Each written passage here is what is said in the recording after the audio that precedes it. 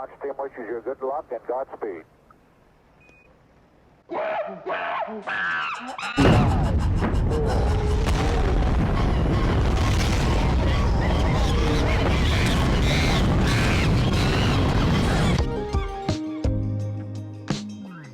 Space Monkeys blasting off with Derek Yu. He's the CEO of Pure Stake. They're making Moonbeam and Moonriver.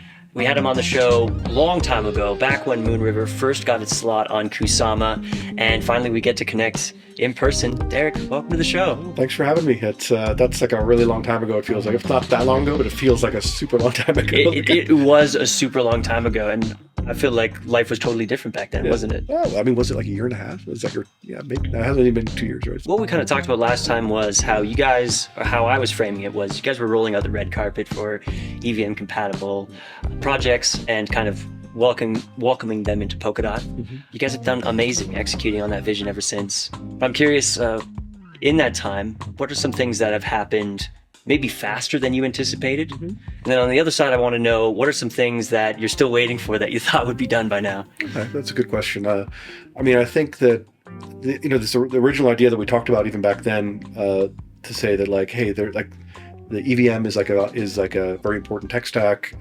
Every ecosystem needs one of those. Like Moonbeam can fill that spot, and that'll facilitate like a lot of like deployments and integrations. I think that happened in some ways faster than I thought, right? So that turned out to be correct. And you see that in many other ecosystems, the same pattern is played out. Where if you're in Near, they have like Aurora, like that's their like Moonbeam, and so there's a lot of other ecosystems, especially ones that aren't EVM based, that will always have this like EVM component for exactly some of those reasons we talked about. So I think that that was kind of a little bit of an idea, but that turned out to be correct, I think. And that happened faster. Smart strategy. For things that happen slower, I would say, for example, that like the evolution of like XCM is like just getting now to the place where we can do some interesting scenarios. Yeah. But it's taken a bit of time, right? And good things take time and all that. But yeah, totally. But I'd say that like, there's some things like that like were a little slower to develop than like if you'd asked me like 2 years ago, like what the next 2 years would be like, I would have probably predicted that happening a little bit faster. Yeah, I might say the same thing. But you guys have been on the cutting edge. I know you were one of the first to initiate cross-chain token transfers,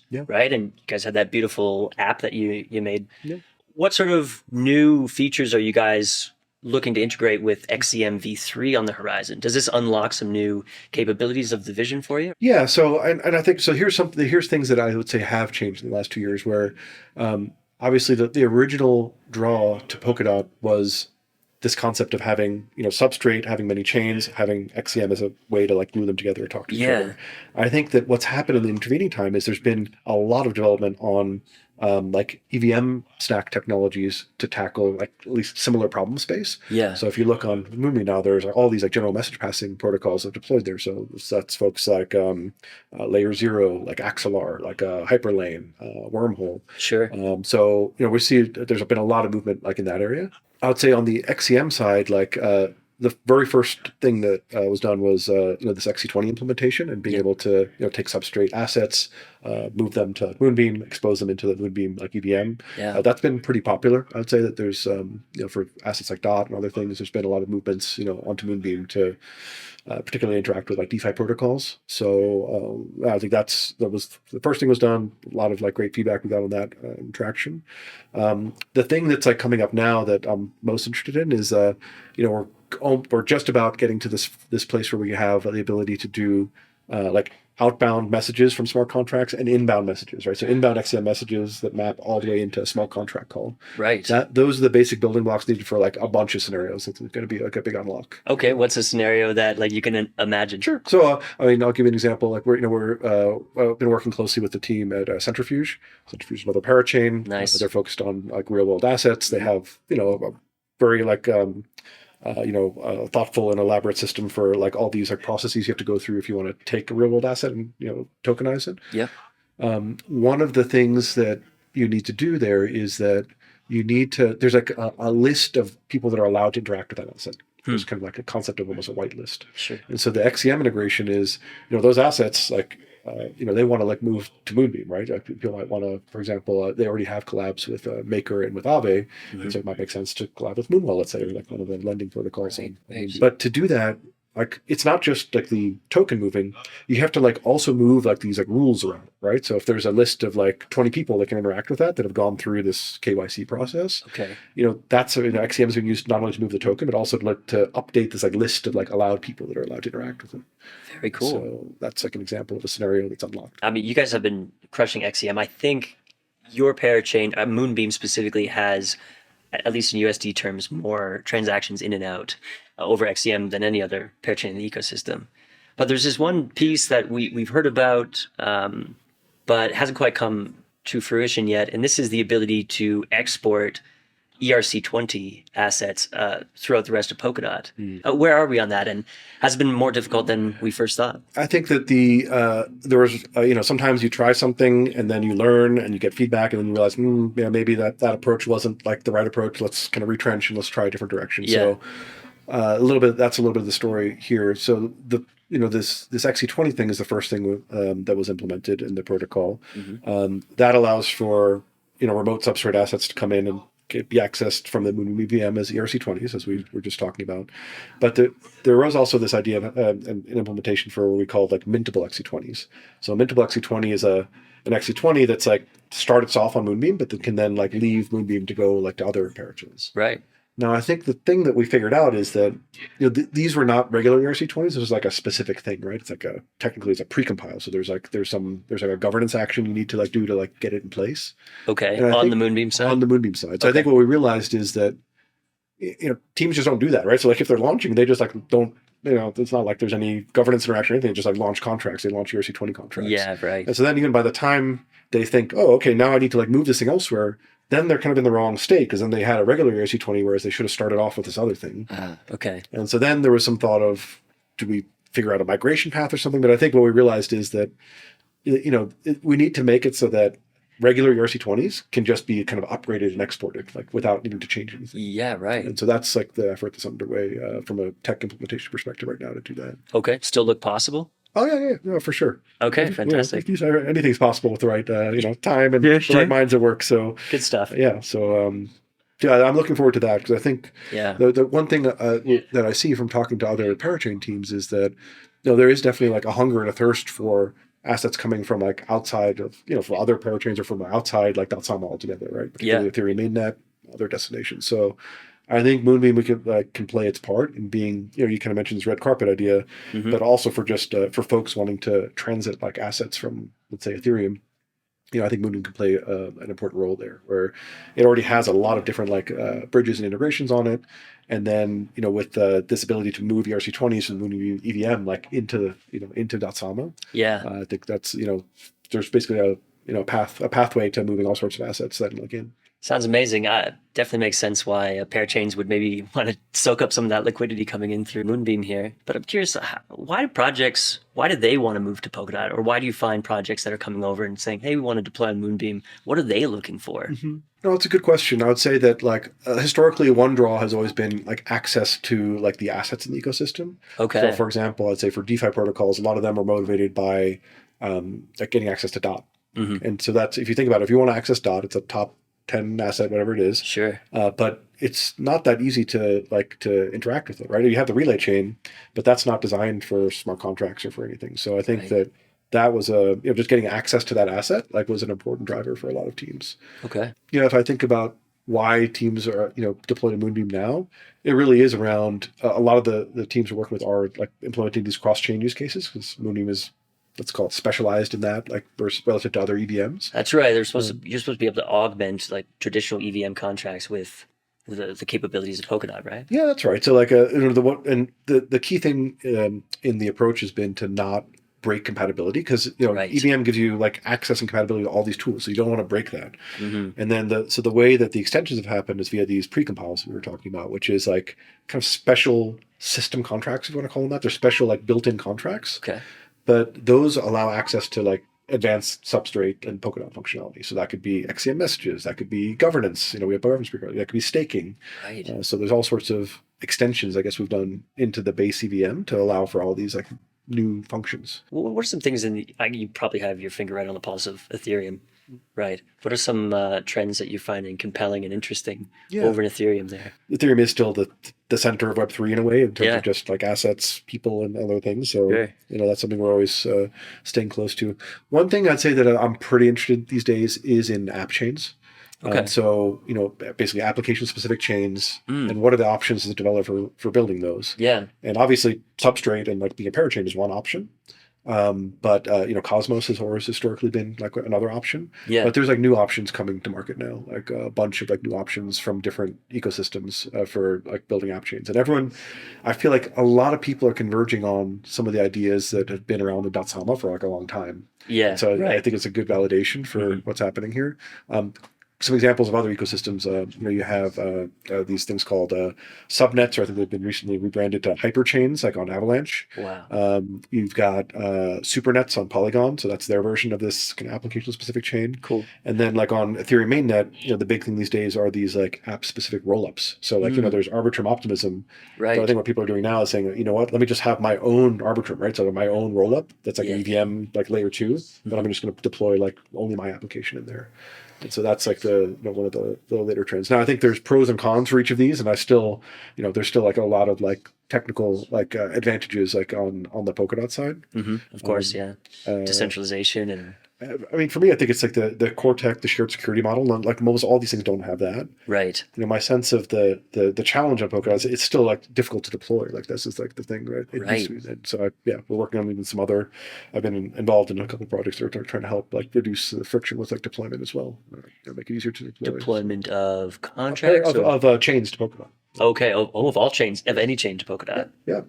But the direction I see that could be quite powerful in Polkadot is just making it easier to deploy parachains essentially. Okay. And I think that the big unlock will be these para threads that come, but that's not enough. Like so. Okay. Just to. What's it missing? It's not enough. Why?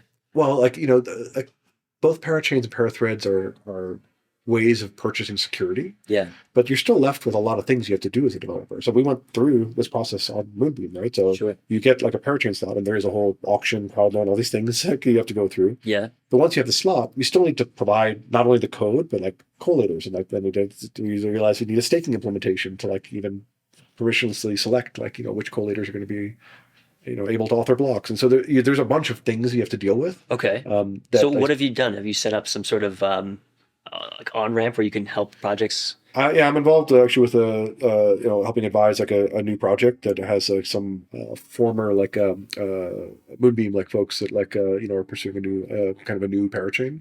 Ooh. And the concept of the idea of it is to make it dramatically easier to deploy chains to Polkadot. And so you just said you're working with some people to spin up a new parachain. That's right. And then from that parachain, other future parachains may bud. Is that the idea? That's right. I think the idea is to just make it like very, very easy to deploy chains to try to take away like some of the friction. Wow. And because my perception is that, I mean, if we talk about it, like I think if there's one thing that's holding back like further growth in the Polkadot ecosystem, it is this like friction that exists on deploying chains. It's like it's too difficult basically. On the developer side. On the developer side. Interesting. Yeah, so, and I think they get scared off a little bit, right? Because they're like, well, but like with Cosmos, maybe it doesn't have this, and this, but like it's just perceived to be easier. Yeah, right. right. I don't have to go through this crowd loan. I don't have to go like through this process. And so I think that's a key thing would be to kind of like streamline that or remove those like things as necessary like things. Okay.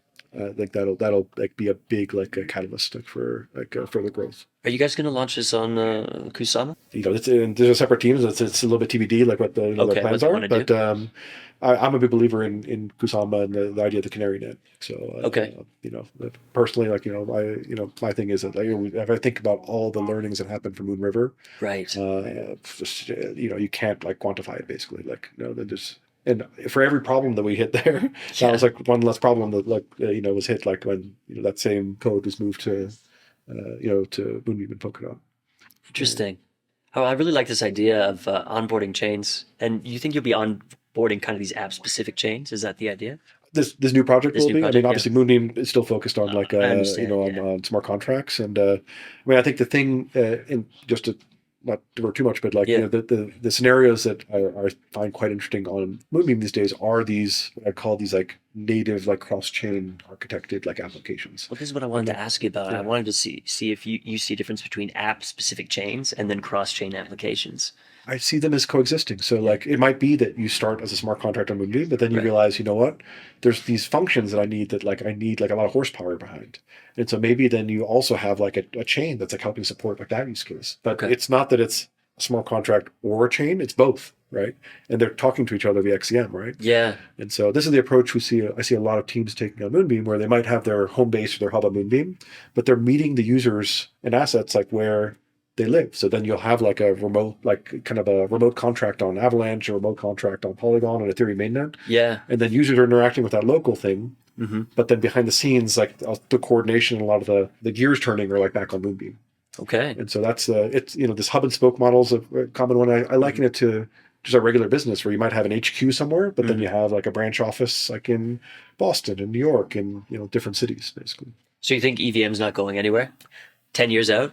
It's hard for me to see that going anywhere. It's just like, I think that the network effect is so large now. Yeah. I know, remember you gave a presentation like 2 years ago. It was kind of about the way technology evolves from what is. Like we don't necessarily jump over to something brand new, even though it's better. Yeah, it's like that. I think that, the thing is you just get this network effect of all these like infrastructure, tool providers, other things. And I think it's happened even on, if you look at Kusama, it's just, it's vastly easier for integrations to happen on Moonbeam because like these different vendors, like, custodians, like all these people, it's like when you're an EVM chain, they're like, oh yeah, okay, like that's, we have the automated thing X to do that. Yeah. Versus like integration with a substrate chain, then it's like, oh, okay, this is a custom job, and it's gonna you have to think about it and take a while. And I almost see the EVM as being this like universal integration layer or something. Okay. Even if there's a lot of like app specific chains, ultimately, you need this EVM to just be the default language with which you like integrate with other things.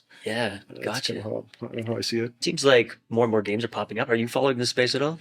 Not as much as like probably DeFi, but like obviously there are some that like there's games like Exile Racers that like are great games that are like native to like Moonbeam. Like so, I like this example of Exile to just explain like what some of their like architecture ideas are because it fits into this like cross chain like native like cross chain architecture. Yeah. So the idea there is that to start, there's ships, pilots, these add-ons, and there's racetracks, and you race, your ship. And so there's a set of racetracks on Moonbeam, but the idea that they have is, let's make a set of racetracks on a bunch of different chains. So let's say that there's a set of racetracks on Ethereum mainnet or on like Avalanche, and then you can take your ship and your pilots and you move them basically to whatever chain you want to race on. Cool. And there's a different set of users and ships on each chain, but the data is kind of aggregated up, and so you have some sense of what was the performance? How do you do race-wise across all the different tracks, right? Wow, interesting. And then they're doing cool things like there's a collab they have with Zeitgeist. Like so Zeitgeist recently moved like to Polkadot. I think that opens up this like collab opportunity with this XCM stuff we just talked about. Right. And then the idea is let's like allow people to wager basically. So take out a prediction market like wager on the outcome of a race. Then you go and race, and then like the outcome of the race is something that like Zeitgeist can like look at and then pay out or not pay out, like based on like what happened in the race. Interesting collaboration there. I feel like this is where you start to see like these different permutations that are possible once you have everyone in the same environment and able to exchange messages with each other. The thing I wanted to ask you about is regulation. Been a big talk in Polkadot lately because of their work with the SEC. Yep. Claiming they're not as secure and all this stuff. As a parachain deployed on top of Polkadot, does this affect the way you guys think? Have you had concept of morphing in mind at all? What do you think about this? I mean, I think that like if you look at like just even the state of like Moonbeam right now, like it is like there's a lot of different like token holders are like voting on a lot of things these days, and there is one of the key things that's from a tech perspective is rolling out are these like OpenGov tracks. Like most of those tracks are like already on Moonriver. Like, right. Yeah, I saw you guys opened OpenGov. Yeah. Polkadot's about like on-chain governance, right? You build these substrate chains, like you're kind of buy in, like then it's it's on-chain governed systems, right? And so I think that's been a lot of the thinking from our side has been around how can we best facilitate engagement like into these like governance tracks. How can we discussion a lot of stuff and infrastructure in place, and then there's a lot of education needed to like educate people about not only the topic but how to interact with these tools. And so I think that's one of the key challenges we have for the years. There's already a bunch, but we need to improve that like more. And what you realize, this impact realization, is that the governance is not this nice to have. Right. I think the upgrade of the chain itself is also subject to governance. So it's part of the security of the chain. Like you need like a lot of people showing up to vote. Yeah. Otherwise, like one whale can snipe it and like send the chain in some other upgrade directions. That's like dangerous. Did you see that thread by Adam? And he was like, he found all these like secretive referenda that were put on all these different parachains. Did you see that? I didn't. I heard about it. I didn't see it, but like, Yeah. I mean, Like people going to mint themselves 5x the total supply and stuff it's like like that. there's a responsibility that comes along with this, and you have to have Totally. like monitoring systems that are monitoring. Like even on Moonbeam, there's like a extensive set of monitoring systems like to detect like if there's a any kind of like referenda that might have like like content that is like that is like not in the best interest of the network kind of thing. Yeah, a social layer is not, or it has a different set of challenges from something nice and clean like DeFi, eh? No, DeFi has its own. It can be its own animal too, but yeah. So you're a fan of DeFi? It's just the teams that like are like some of the most active ones in Moonbeam are DeFi teams. So Of course, yeah. I think that's just the reality of like when you make you make something, you have to, you have to get in the mind of the customer that's like like using that thing. And so for Moonbeam, a lot of the customers are DeFi project teams. Yeah. And so that's just been a learning. Do you I have a favorite- didn't know anything about like DeFi like 2 years ago, right? And so Okay, it's been bro. a lot Whoa. in the last 2 years. It's obviously like a clear product market fit like use case for Web3. And Yeah, so, it's killer. I don't think it's going anywhere. And Yeah, we just had a video this week on Stella Swap, our deep dive this week. There's an incredible project. yeah. And also saw that Moonwell deployed on Base as well. I thought that was kind of interesting, eh? Yeah, actually, I just saw like the Moonwell guys last night here. So, yeah, I think there's a lot of great. If you look at Stella, like there's a lot of people pushing the envelope. They have these new Yeah. Pulsar like concentrated liquidity pools. That's kind of like Uniswap V3, right? Yeah, our treasury manager loves those. You just realize, running these DeFi protocols is like not easy at all. Like Shoot. it's there's a lot of different like threats to like watch out for. So Right, sure. on the one hand, it's like it has less scope in a sense than like an L1 like Moonbeam, but on the other hand, like I think it's you need like very specialized like knowledge and skills to run one of these things well. Yeah, no doubt. Just one more question before we go. I'm wondering if you could restart, if you were just entering blockchain for the first time, opening your brand new blockchain project. Right. What would you do from today? Yeah, that's a good question. I mean, I still have like this. I wouldn't trade in anything that like has been done. Like Sure. I feel that. I mean, it's cliche, or we're still early, obviously, but I'm just so convicted that like the evolution of these developer like infrastructure tools are going to evolve in much the same way that Web 2 stuff did. It's going to become more cloud-like, easier to consume. Yeah. It's easier like spinning up chains is going to be like something that like anyone can do like in 5 minutes in the future, right? Like, and so I kind of with that in mind, it's like it's like what's going to run in these things, how they can be managed, like how they talk to other things, like these are the kinds of problems that that excite me. And I think that EVM chain, like the app chains we talked about, like these are all messaging connectivity like between these different things. Mm-hmm. These are all still like 2 years ago, those are the areas I was interested in. Like I think I'm still interested in those same areas because it's still like evolving at like a very fast rate. There's so much to do. Yeah. Well, you get a lot done. And thanks very much for everything you do for the ecosystem, for bringing on all these great projects. And thank you very much for coming on the show and sharing all this with us Thanks today. for having me. Yeah, always happy to come on. Okay, awesome. See you again.